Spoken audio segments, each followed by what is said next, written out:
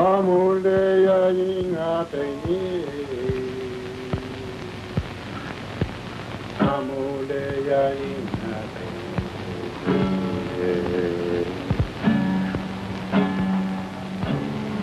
Winyo kintola ya inga, kom ngano tua yin mapu. Kom nganu tua yin mapu, peña nay peña.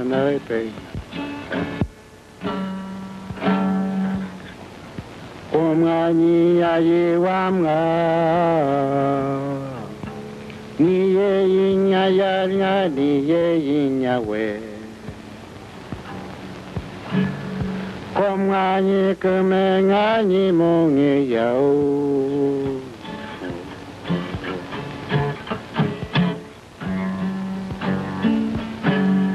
Kom ngani mongi yal le.